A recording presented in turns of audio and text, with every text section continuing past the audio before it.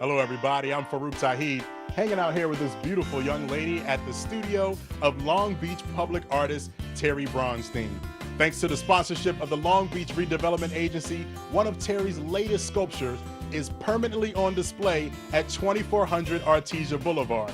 And to find out more about this beautiful piece of art and how it was created, we asked Terry, who lives and works right here in Long Beach, to join us.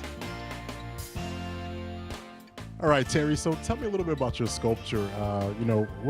What's the story behind it? Well, whenever I work on public art, I always come to the area and try and get a feel for it. My feeling as a public artist is that I always want the work to be site-specific because it is at the top end of Long Beach, what they call the top of the town. I wanted it to act as a kind of gateway. What they're building is a globe, and the globe is supposed to represent the diverse population that Long Beach has, and also the fact that the port is there, so that a lot of these manufactured goods go on to other places. Anything else in that location in the community that gave you motivation for the piece? Well, just that the city itself really came into its prime in the 30s and 40s, and so I wanted it to reflect that time period also, so that it's from that time period to the present. Who comes up with the idea? How involved was the RDA? Tell me a little bit more about, just how it all started. Well, this project began in 2007. The RDA sent out a request for proposals for 13 different projects around the city, beautification projects. The RDA, the way that it works is that the city has a percent for public art program. And that percent means that whenever there's some kind of capital improvement that's done, that the people who are doing the improvement will give a percent to enhance the area with public art.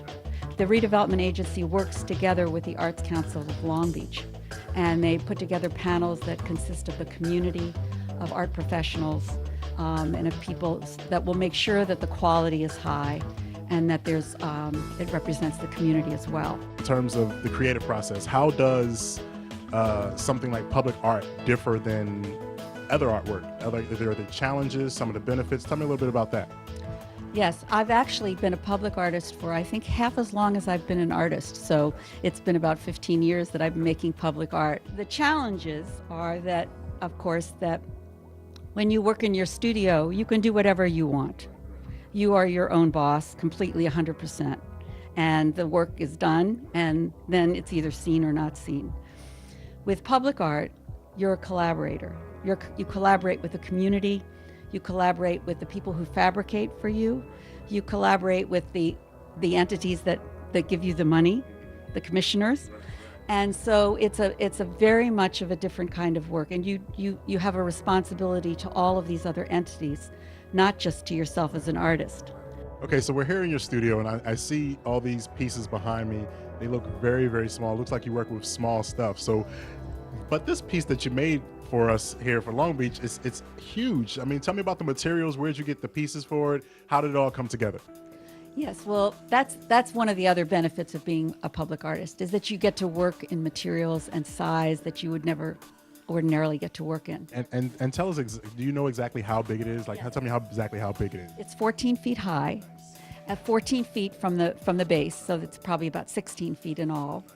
And it's made of stainless steel and is Byzantine glass mosaic, which may seem fragile, but when it's put together, we know it lasts hundreds, thousands of years.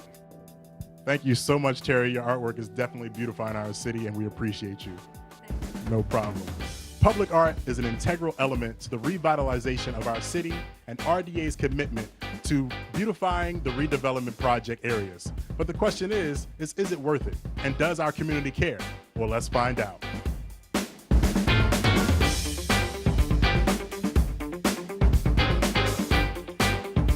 Public art is very important to any project area. What it does is it shows that the city is invested in the community.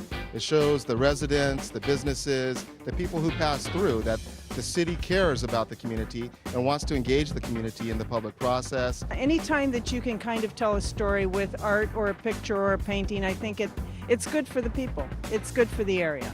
We notice now when you drive by the refinery, you look at the wall, you look at the art, and you don't even sort of look over the wall anymore. Anyway, we're just happy to be a part of this North Long Beach town. You know, our support to the Petroleum Company has been just a drop in the bucket compared to what they've given back to the community. Projects like this, I think in the long run help the police department. You can't arrest your way out of problems. You have to have the community involvement, and things like this give people more opportunity to take pride in their neighborhood. This sculpture is just one of the dozens of public art installations the RDA has completed and is now in the process of developing throughout Long Beach. To get a complete list, visit longbeachrda.org. For Inside Long Beach, I'm Farouk Tahid. We'll catch you next time.